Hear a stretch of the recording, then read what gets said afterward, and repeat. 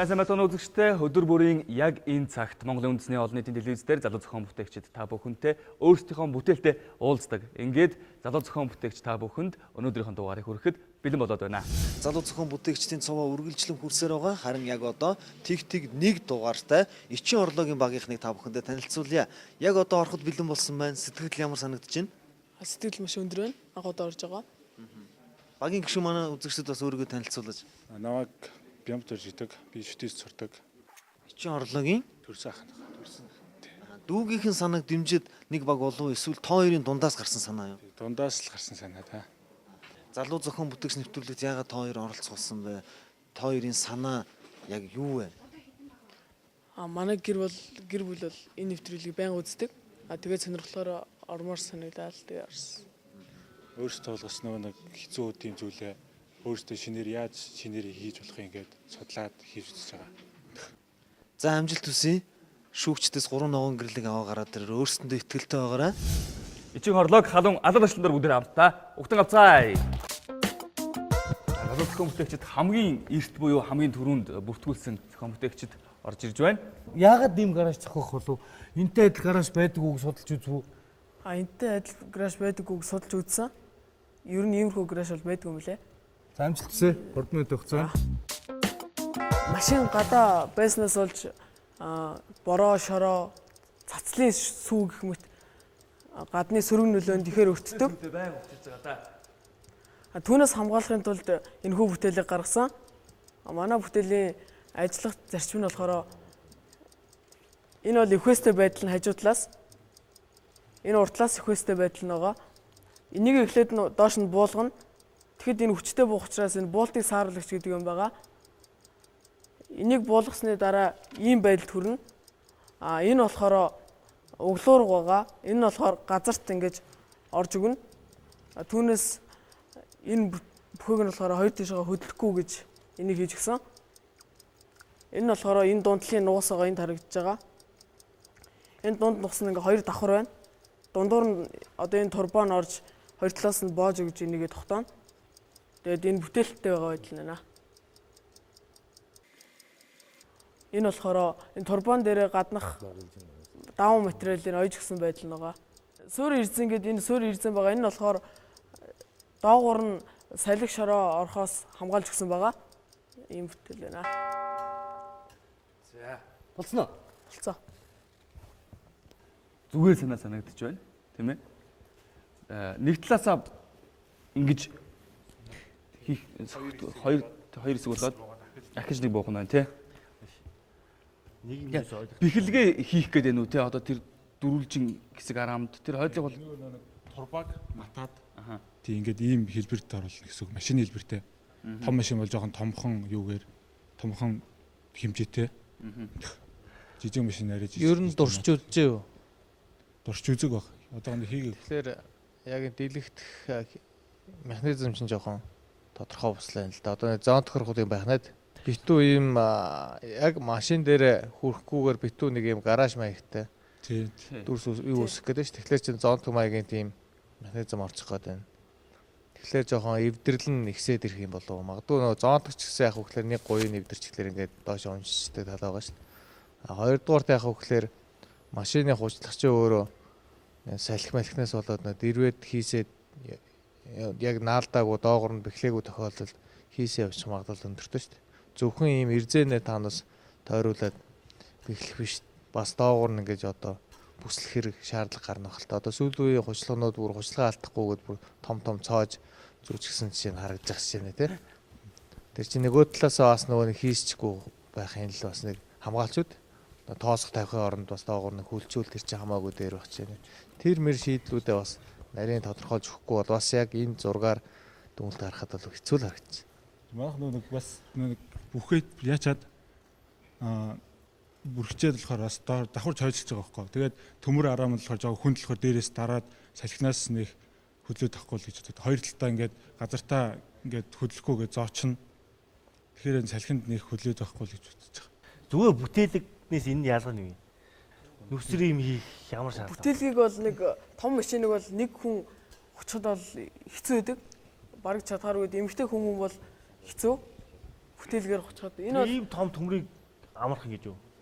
Энэ болохоор Бүтээлээс нөгөө дээрээс хэлбэр. доошоо унж байгаа болохоор өөрөө унаал Унахын бол өрөх ёстой юм шүү. Би бол ингэж ойлгож байна. Одоо хашаа байшинтай айлууд тийм ээ гадаанаа бэлдсэн байгаад ирээд зогслоо, татлаа буулгалаа тавьдаг. Энэ нь бас өөрөө нэг төрлийн одоо бага уурын гараж болж таардаг, болж таарах гэдэг. Зөв үү тийм ээ ойлгож байгаа. Эсвэл одоо хаа нэгэн газар зогсоолтой хүмүүс өөртөө зориулсан гараж хийх гэдэг нь шүү дээ тийм ээ. байр мөрийн хоолнод инүүлээ тавьждаг ч юм уу. Тэгээ шууд зай хим ингээд байнгын ингээд том ихцээ яахгүй. Тэрийнхүүд энэ заа нэг буцаад хомждаг.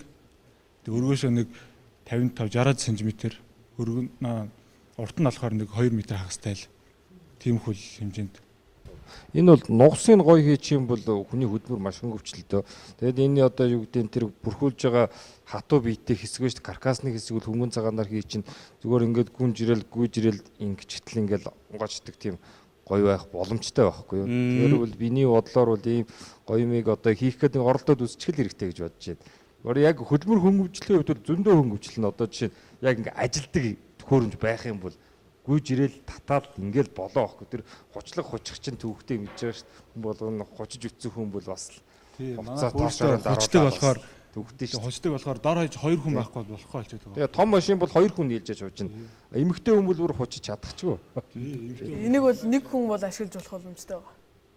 Тэгээ энэ бол уул нь хэрэгтэй юм. Энэ чинь Оросд бол одоо айгүй их дэлгэрмэл шүү дээ. Яг ийм машинаа тавилаа, нэг цоож мултлаа, тэнийлгээл, дээр нь хужлаа, дараа нь машиныхаа урд талд газар дээр явж цоож ракушка гэдэг ийм гаражнууд чинь маш их байдаг шүү дээ. Зонтог шиг ингэж дийлгэж байна. Энэ шийдэл чинь хэцүү байхгүй. Тэгэхээр ямар санаа өгч ийн гэхэлэр та нар шүтээсээ хойд хаалган дээр очиод үзээрэй заа. Тэг чи ингээд гүүгээд ингээд шахацдаг, буцаад ингээд татчихдаг юм замтай байгаа шүү дээ. Аяндаа бүгд ингэж дийлгэгддэг биш заа. Тэр замаар хийх юм бол өөрөөр хэлбэл одоо чинь янз бүрийн хэмжээтэй төмөр янз бүрийн хэлбэрээр матах гэдэг шүү дээ. Тийм биз дээ. Одоо наадах чи ижил Дэвүүршил гэсэн үг байхгүй ерөөсөө. Ингээд дэлгэдлээ буцаага хураагдлаа шүү дээ. Энэ шүү дээ. тэр наад механизм чи хэцүү болно. Тийм болохоор одоо наадах чи нар машиндаа тохируулаад ингээд юм дэвэр хийлээ шүү дээ. Бөмбөр хийх гэдэг шүү дээ. Тэр чи ашигтуулыг өчөөд бас буурах байхгүй ойлгосон. Хэрэггүй материал бас их орж байгаа шүү дээ. Дэвэр шиг ихлээр. Үүдэг юм сарвчнууд бас байдаг ингээд их бичдэг. Тэгэхээр бол энийг бол хийж үзэх хэрэгтэй байх гэж байна. Наач бол нэлээд хэрэгтэй санаа байна. За ингээд шүүгчдийн үнэлгээг бүгдээрээ гэрлээр харна. Хэрэгтэй санаа гэсэн хөндлөнгийн шүүгчдээс 1 2 3 4 хүн хөндлөнгийн шүүгчдээс санаа өглөө. Ингээд гэрэл асаж үнэлгээ гарна. 1 ногоон, 2 ногоон Явуулыг гараач. яа амжилт хүсье. Ямар гараж тэнцлээ. Гараж тэнцлээ.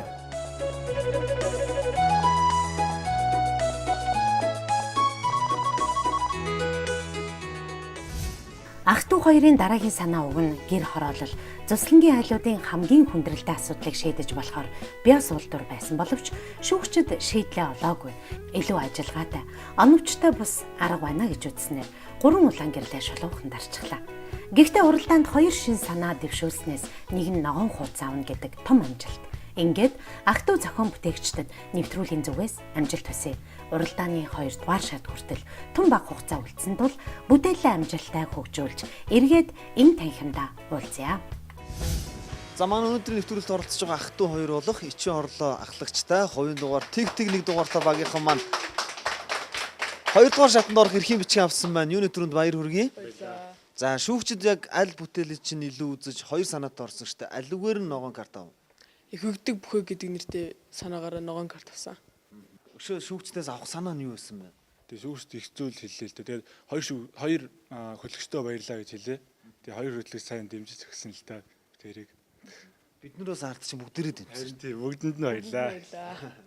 За баярлаа. Тэгээд 2 дугаар шатн дээр бүгдээрээ зөөврийн хөнгөн авсаархан гаражтайгаа уулзцгаая. Тэгээд хучлаг хоёрын хийсэн санаачилсан гараж хоёрын ялгааг 2 дугаар шатн дээр бүгдээрээ хамтдаа харцгаая. За Айлны хэл болохыг харуулнаа. За амжилт хүсье. Баярлаа. Ерөнхий ивент тэтгэгч эрчим хүчний хэмнэлттэй үр ашигтай хэрэглээг түгээгч 100 жилийн түүхтэй Schneider Electric. Залуу зохион бүтээгчийг зориод ирсэнд юуны өмнө талархаж байна. Тэгээд сэтгэл ямар байна? Сэтгэл маш өндөр байна. Ер нь бол анх удаага оролцож байна. Юу жоохон сандруухан л байна л та.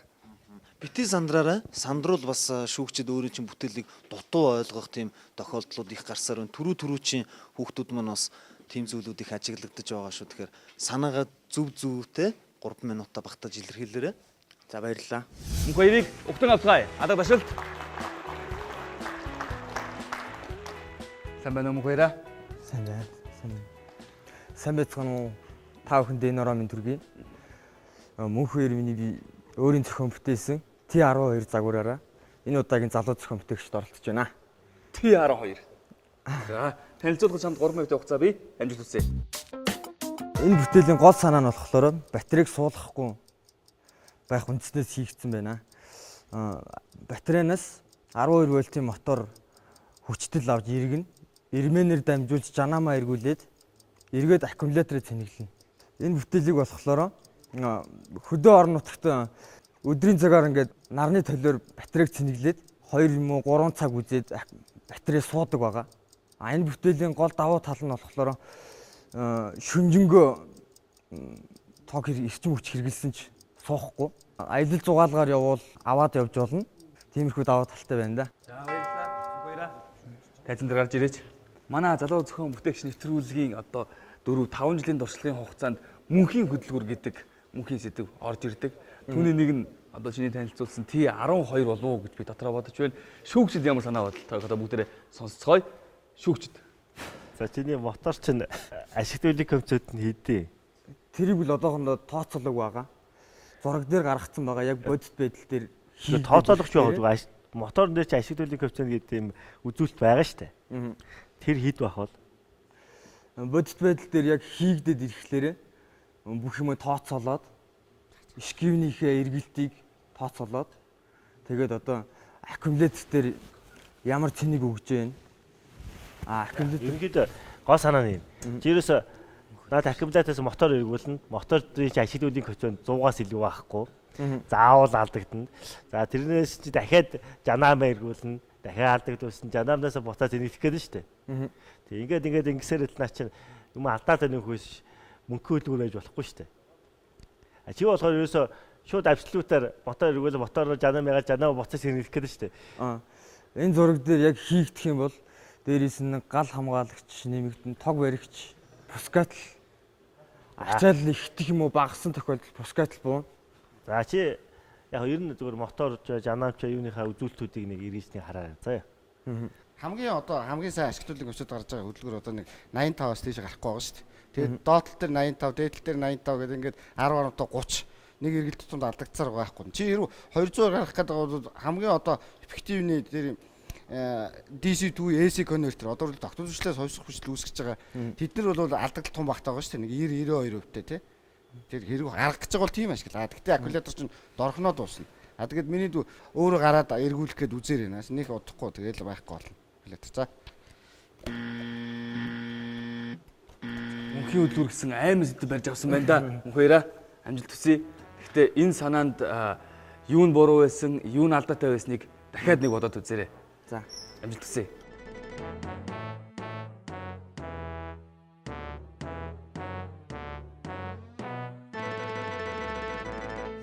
Хувийн дугаар тэг 5 мөнх хоёр маань гарч ирж байна. Тэгээ шүүгчдэд санаагаа танилцууллаа. Мөнхийн хөдөлгүүр шүүгчдээс үнэлгээ авч чадсангүй. харин тийм ээ. Юу моторны ашигтай байдлын коэффициентэн дээр жоохон алдаа гаргасан юм шиг байна. Гэхдээ ямар ч зүйл хийгээд үзээд алднаа. Тэгээд манай нэвтрүүлгийн зүгээс дэлхийг өөрчилсөн 100 шин санаа шилдэг бүтээл номыг танд бэлэглэж байна. Манай нэвтрүүлгийн банкны төш Монгол Базалт компани захирал Монгол улсын шилдэг зохион бүтээгч Ариун Болд энэхүү номыг орос хэлнээс орчуулсан байгаа. Танд энэ ном бас оюуны болоод за бүтээлийн та нэгэн шин санааг бас төрүүлэх байхаа гэж найдаж байгаа. За баярлалаа. Та бүхэндээ гялалаа. Залуу зохион бүтээгчдийг дэмжигч Монголын үндэсний худалдаа аж үйлдвэрийн танхим. Монгол орны 408 зохисоос биднийг зорин ирж байгаа зохион бүтээгчдийн цуваа үргэлжилсээр байна. Энэ удаад Говьсөнбөр аймгаас биднийг зорин ирсэн зохион бүтээгчдтэй та бүгдийг уулзуулж байна. Тэгээд сайн байцгаана уу та бүгдд энэ өдрийн мэндийг хүргэе. За энэ өдрийн мэндийг хүргэе. Үзэгчд маань бол Амар хотыг таньж байгаа хаа. Амар хот маань бас олон өөрийн хийсэн бүтээсэн за ялангуяа бас дуу хөгжмөөрөө бас үзэгчдэд танил болсон ийм залуу байгаа. Говьсүмбрийн шалгаруулалт ер нь хэр өрсөлдөөнтэй явагдсан талаар манай үзэгчид мэдээлэл өгөөж. За Говьсүмбэр аймгаас нийт 4 баг оролцсон байна. Тэгээд мэдээж яг тэнцээ бол өөрсдийнх бүтээлийг нэгээд шалгаруулалтын дээр л бүтээл хийсэн болгон тэнцэх боломжтой байсан. Тэгээд мэдээж тэрийг өөрсдөө хөгжүүлэх боломж нь бүгд нээлттэй байгаасаа гэдэг үднээс бүгдээрээ тэнцээд тэгж ажилласан байгаа. Үндсэндээ бүх 4 бага дөрвөлнгийн наашаа илгээсэн. Тий. Ер нь хүүхдүүдийн санаа, хүүхдүүдийн залуу зохион бүтээгчд орох хүсэл эрмэлзэл сонирхол ер нь хэр бага юм шиг чамд ажиглагдаж байна. Ер нь Говьсүмбрийн хүүхдүүдийн давуу тал бусад аймагуудаас юу байна? За мэдээж Говьсүмбэр аймгаас 4 баг оролцож байна гэдэг бол бас л цааталт нэлээд том баг байж идэг те. Одоо ингээл энэ ч байж хахад эцэг их нь байж идэг, анд найзууд нь байж идэг, сэтгэл санаанаа дэмжиж идэг гэдэг. Тэгэхээр бас энэ тэмцээн маань нэгсний одоо юу уралдаан тэмцээн гэхээс гадна бас хүмүүс ингээд нэвтгэж эвлэрүүлж чаддаг юм. Бас нэг юмны төлөө нэг бүтээлийн төлөө бас ингэж эвлэрүүлж тэрнийхэн төлөө баг болж ажилладаг. Ажиллахад суралцдаг юм сайхан нэвтрүүлэг байна.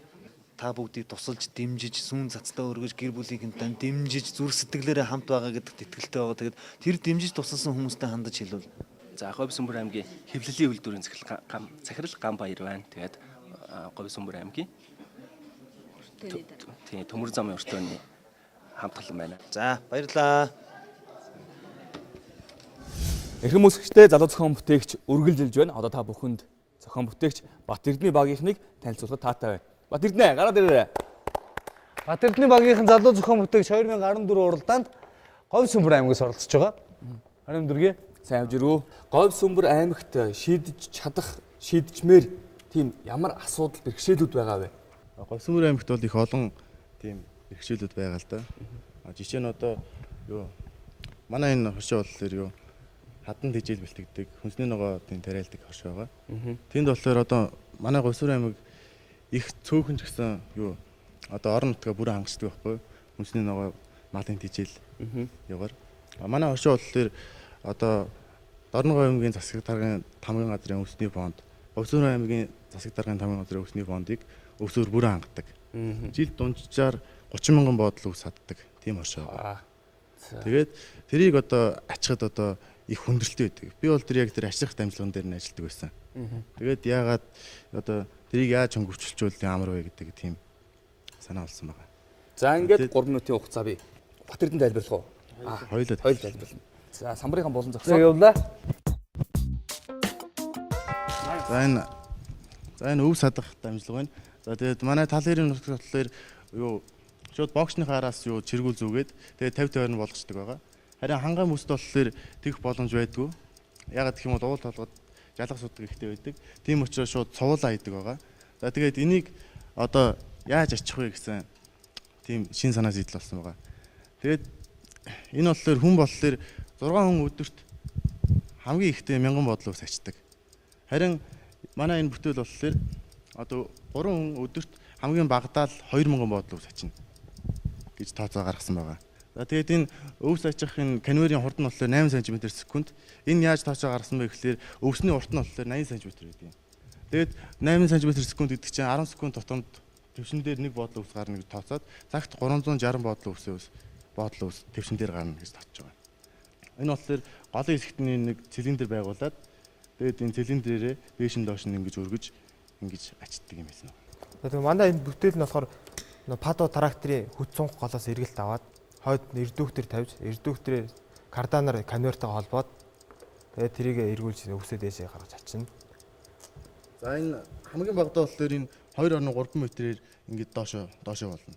Энэ яагаад ингэж вэ гэхээр хүн хамгийн багадаа 2 дээгүүр чөлөөтэй шийдчихдэг. Өвсөө чөлөөтэй шийдчихдэг. Тэгээд хамгийн багадаа 2.30-аас эхлээд энэ цаашаага энэ конвейер нь болохоор 636 м гэж байгаа. За энэ болохоор энэ хүч цунх голоос гарч ирсэн эрдүүхтэр тэгээд цаашаага явсан кардан байна. Тэгээд энэ болохоор юу хүч цунх голоос болохоор 0.1 секундын үетэй буюу 600 эргэлт минутын урттайгаар эргэлт хөдлөн гарч ирээд тэгээд энд болохоор нэгийг харьцан 80 гэсэн харьцаатай эрдүүхтэрт удаашрагдаад тэгээд тэр энэ конвейерыг эргүүлж байгаа тэр бол нь болохоор 20 см диаметртэй тийм бол байгаа. Тэгээд тэр 20 см диаметртэй болыг нэгийг харьцан 80 тийм хэмжээтэй одоо эрдүүхтрээр удаашруулахлаар 8 см/секундын хурдтай хөдөлнө гэсэн тооцоо гаргасан байгаа. За тэгээ энэ болохоор хамгийн дээдлээ 4.5 м. Ягаад ингэж үнэ ихлээр зам тээврийн одоо яг дөрөнд болохоор 4 м байдаг. За ингээд энэ болохоор хангаан бүст ингээд суудаад тавьчихсан байна. Тэгээд холбоогоор холбоод араас нь шууд дагуулчихна. Тэгэл араас нэг хүн ингээд өргөөл явчихна. За ойлгомжтой л Урдлынх нь гидр цилиндрыг ямар цилиндр хийх вэ? Т150 гэдэг тракторын чиргүүл байгаа. За. Тэрний одоо цилиндрүүд нэг гидр цилиндр гэсэн үг. Тийм тохирохоор. За тэрнийхээ шахах тосных нь эргэлтийг хаанаас авах вэ? Шахах тосны эргэлтээ бол шууд падуудтай тийм суурилдаг газар байдаг. Цос гидрийн. За тэгээд тодорхой өндөрт өргөчөөд түгжих боломж бий юу? Боломж байгаа. Энд чинь өөрөө цилиндрээр түгжих юм уу? Цилиндртэй өөрөө шууд юутай штэ калапантай. Гидр цилиндрээр түгжчих юм уу те? Энэ боломжтой санаа юу үгүй юу гэдэг дээр та хариулт өгөөч. Энэ бол их боломжтой л доо. Энэ бас зөв шууд хүн болгоо нэг боодол өвсийг шидэхэд тодорхой хэмжээнд наа чи 20-оос дээш килограмм жинтэй байгаа. Тойтон болоод ирэхээр. Тэгэхээр олон шидэд ирэхээр ядрах магадлал өндөр. Би яг тэр дамжин дээр ажиллажсэн л та. Чиргүүлийн фертивнес дээш 250-аас дээш шиддэг. Хоёулаа нийлж шийддэг савар сэрээгээр юм төлөхөж гаргадаг тийм асуудал. Тэгээд түргээгүй тохиолдолд доош унаад задарчин. Хүч hodж байгаа их сайн л зүйл байна л та. Яг хийгээд тооцоог нь л хармаар байна. Яг эндээс бол яг санаа бол болох юм байна л гэж үзэж байна л та. За ингээд ерөнхий шүүгч рүү яриа шийдвүлээ. Энийг дэг одоо 2 дугаар шатнаас өмнө хийж амжих уу? Амжин манай Сүмбэр айраг хоршоо болохоор юу тэр сон дундын техникийн тийм засвар үйлчлэг хийдэг цэг байдаг манай Сүмбэр айраг. Өөрөөр хэрэгтэй санаа л хэрэгтэй санаа. Манай Сүмбэр айраг хоршоноос бид хоёрт токерчин, гагнуурчин, таслагч. За тэгээд айран байна. Ер нь тэнцвэрийн зэг хийх юм биш үү? Хийх юм байна. Ийм юм штэ. Тэнцвэрлэх юм уу? Та нарт тийм боловсон хүчин чадвар техник тоног төхөөрөмж байж болно. Гагцхуу яг үндсэн хийх шийдлээ олоогүй бол тэр их потенциалыг ашиглаж чадахгүй л байгаа байхгүй. Тэгэхээр шийдэл дээр өшөөж байгаа ажиллаар яг энэ одоо энэ зурган дээр бол тодорхой тэр шийдлүүд бас харагдахгүй байна. Тэднийг бас уг нь бол дэлгэрэнгүй ялангуяа тэр яг унтсан байгаа яг авах гэж байгаа хэсэг маань яг яаж хийх гэх тэр тал руугаа уг нь тодорхой мэрх хэрэгтэй. Надад чи их олон асуудал юм. Тэр трактор чинь тэр конвейер чи ажиллаад хэрэгцээ явахгүй шүү дээ. Тэгэхээр тэрийг бодох хэрэгтэй мэдв. Түрүүн болдоотор хэлдэг зү. Ерөөсөө хийгээсээ өмнө 6 зур шийдлээ зүг гарга. Ном унш. Сая тэгээ энэ хүмүүсүүдийн хэлдэг бүх санаануудыг сайн тусгаж аваарай заа. Хийлээрэл хийж чадна яг сарын хугацаанд. Нэг ногоо яг энэ чинь бол болохгүй. Нэг улаан гэрэл. За залуучуудаа 2 дугаар шатанд.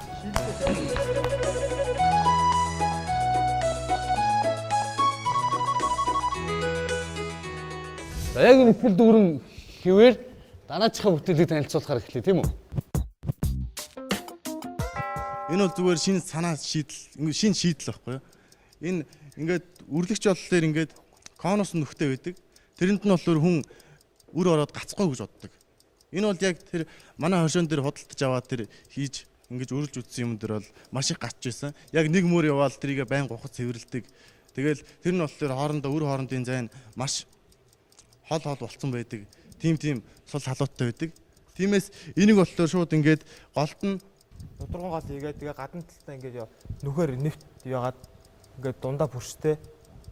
Нудраган гол нь доотлолтой юм юугаа тэгээ доор очиод энэ бүрш энэ юугаар ингээд түлхээд өрөөд аж унгаад хүчээр түлхээд тэгээ нөгөөдг нь болохоор тэгээ би юугаар хуучин байдаг нь болохоор зүгээр юм нөхөн дотор ороод өөрөө доор очихоор өөрөө ундаг. Тэгээ гацаад яагаад гэдэг. Тий. Тэгээд энийг үр хоорондын зайг нь яаж тохицуулах юм бэ гэх юм бол юу артлын одоо эргэлт авж байгаа дугуйнда олон тийм жижиг том араанууд тавьд өгч байна. Тэгэхээр үр хоорондын зай нь зохицож байна. Тэгээд нудраган голтондоо энэ одоо түлхэгч нь ингээд доошогоо ирэхлээрээ дарагдаад тэгээд үрээ шахчихж байгаа. Тэгээ гол асуудал яг ингэ тэр үрийг бас гэмтэж болохгүй шүү дээ тийм ээ. Үргэлтэнд оруулж болохгүй. Тэрийг сайн бодох хэрэгтэй дээ. Энэ мар нэлээд том асуудал, нэлээд хүнд асуудал. Ялангуяа тэр хөрсчийн өөрөө хатуу байдаг, зөөлөн байдаг, нойтон байдаг, хөөрэ байдаг.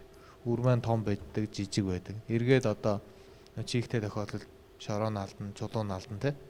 Тэр мэр хийцүүлгээд ингээд хийчих бол нэлээд хүндэрэн чи бол 3 хоногийн дотор хийн гэж яг шийдэлж гарааг бол чи 30 хоног ухаач энэ тухайн зүйлийг хийж чадахгүй шүү дээ. Шийдлээ гоё, зургаа гоё яг үнэн бодиттой гаргаж чадах юм бол чи магадгүй 3 хоног, 4 хоногийн дотор хийж чадна. Уг нь бол зураг төслийг бүгдийг манад дуу гаргацсан байсан. Би энэ юун дээр графикэн дээр угнал хийх гэдэг. Анимашн дээр ажилласан байна те. Энэ Google-ийн кинонд жоохон урилчлаа л та. Тийм харин. За ингээд шүүгчдийн үнэлгээ гарч гэрласлаа.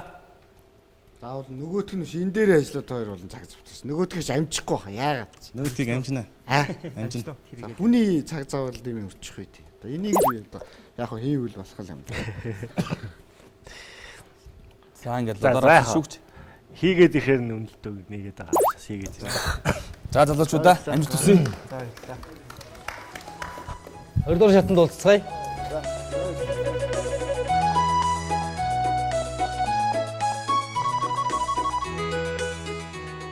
За залуучуудаа та хоёрын гарт байгаа зүйл юу вэ? За бид хоёр санаатай орсон хоёулаа тэнцлээ. Их баяртай байна. Одоо яри хийх л үлдлээ. Одоо очиж говьсон бүрдээ очиод хамгийн түрүүнд хийх зүйл чинь юу вэ? Хамгийн дөрөнд бол одоо шууд өвс ачигчаа хийчихнэ. Тэгэл дараачаас нь шууд хийчих үү? Шууд хийчихнэ. Амархан уу? Амархан. Дараа нь амар их амарханаар өвсөө ачна гэж бодож байгаа. За 2 дугаар шатандаа уулзъя. Амжилт хүсье. Говьсөнбөрчүүд үргэлж шилдэгэн шүү. Ерөнхий ивент тэтгэгч эрчим хүчний хэмнэлттэй үр ашигтай хэрэглээг түгээгч 100 жилийн түүхтэй Schneider Electric. Энэ утас цэнгэлэгч нь болохоор юу? Салхиар нараар цэнгэлэх байгаа. Тэгээд салхи гарсан зөвлөө эргэж өгнө. Дөнгөт энэ хөл нь ингээд тэр чигээр ингээд дэш баг зэрэг хөндөрж өгөнгөт энэ хөлөө ингээд урагшин зөгөөд энэ дөрөв нь болохоор газараас үл ялэг хөндөй байх. Миний энэ бүтээл дээр зогсох зарчим нь болохоор энэ хөлийн уул хэсгээ энэ хоёр дээр ингээд тавиад